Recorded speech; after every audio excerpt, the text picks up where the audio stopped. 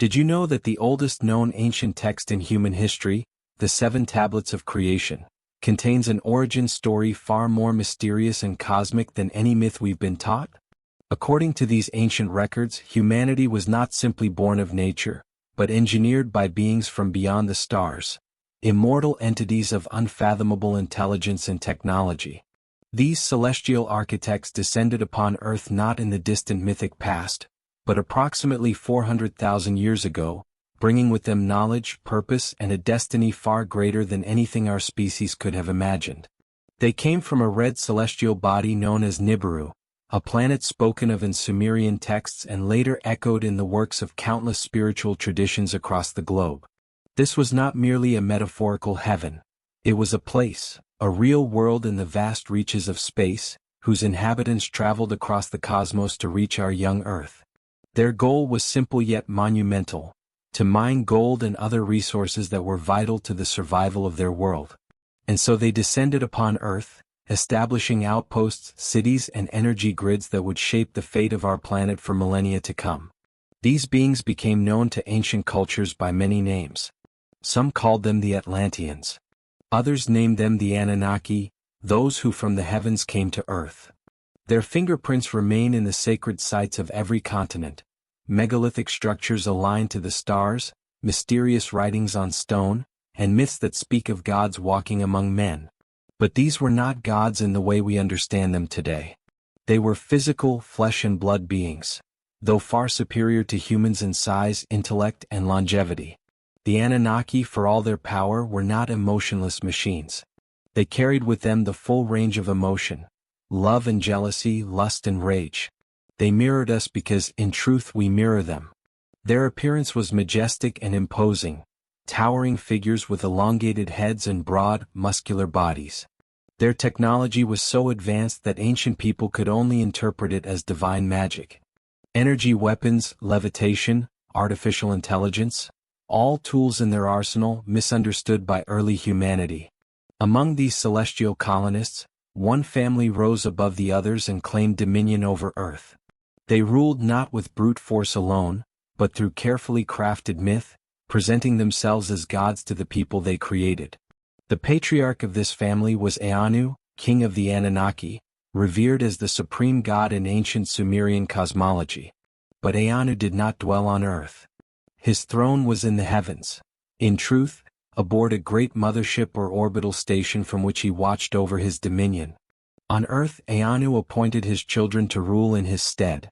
The eldest son, Enki, was a being of water and wisdom, a master geneticist and guardian of knowledge. He was deeply compassionate toward humanity, believing that the beings they created deserved freedom and potential. His younger brother, Enlil, was very different. Fierce, proud, and warlike, Enlil was the god of wind and storms, embodying the destructive power of nature itself.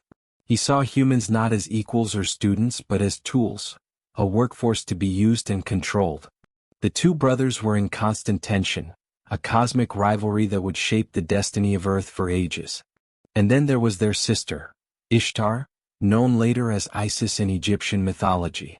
She was the goddess of war and beauty, of love and death, a symbol of both life-giving power and divine wrath. She walked among the stars as both a priestess and a warrior, and it was through her that one of the most important chapters in human history would unfold. As the Anunnaki continued their work on Earth, unrest began to grow among the lower castes of their society. These were not the royals but the workers, the engineers and miners who toiled endlessly not just on Earth, but on the harsh surfaces of Mars and the Moon. These laborers, tired and disillusioned, began to yearn for a life not defined by servitude to the elite. The Earth, with its beauty and resources, had become a paradise to them, but it was a paradise guarded by the gods. Eventually, the pressure reached a breaking point. A rebellion formed, not just in words or ideas but in movement and action. From the outposts on Mars and the Moon, these brave beings launched ships toward Earth, defying the will of the gods.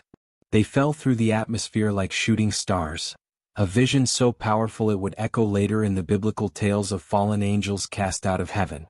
And it was at this pivotal cosmic moment that Enki, the scientist god and keeper of sacred knowledge, conceived a radical solution: a new species designed not from scratch, but through a blend of divine and earthly essence.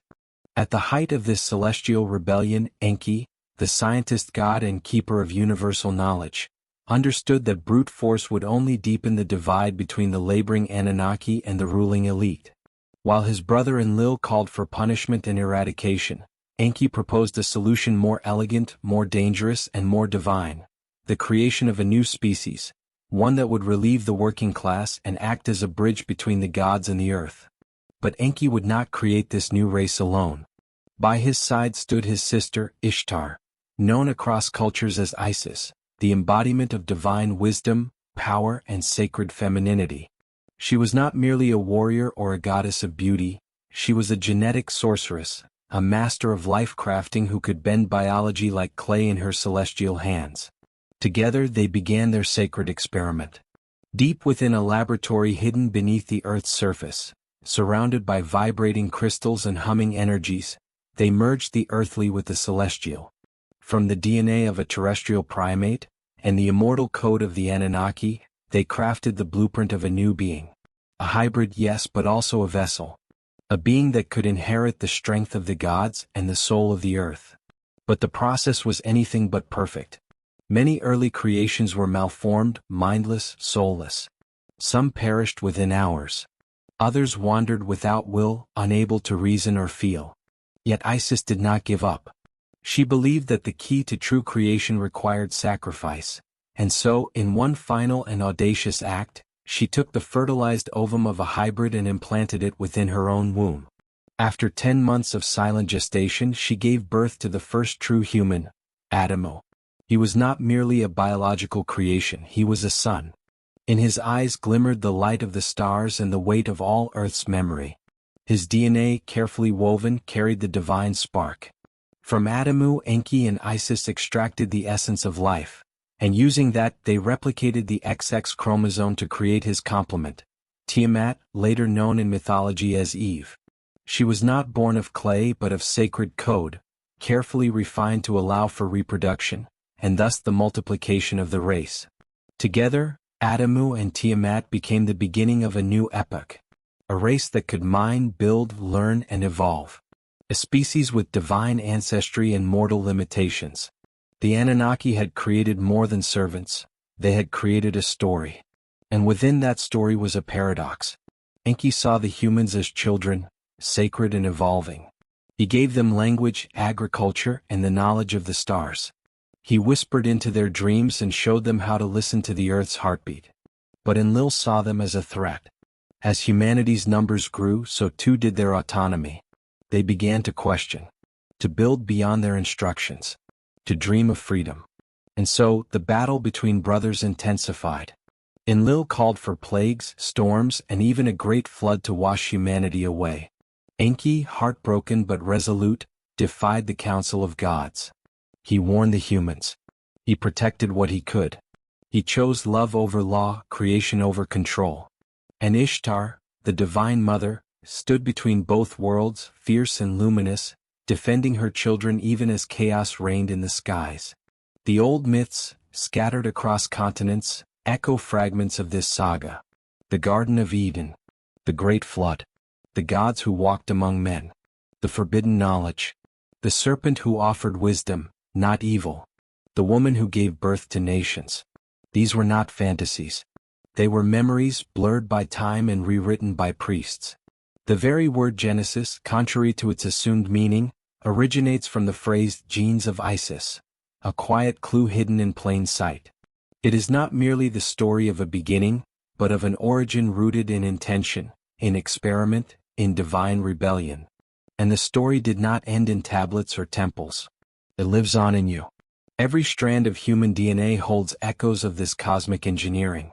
We are not simply products of evolution, nor mere accidents of biology.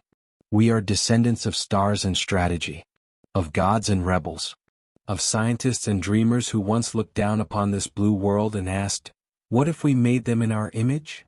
The 7 tablets of creation were never just myth. They were memory. And within that memory lies a message, that you, dear listener, are far more than flesh and time. You are the convergence of heaven and earth, a story woven from celestial threads, a being born not only to survive but to awaken. You are the living continuation of a divine experiment. And perhaps, just perhaps, the gods are still watching to see how the story ends.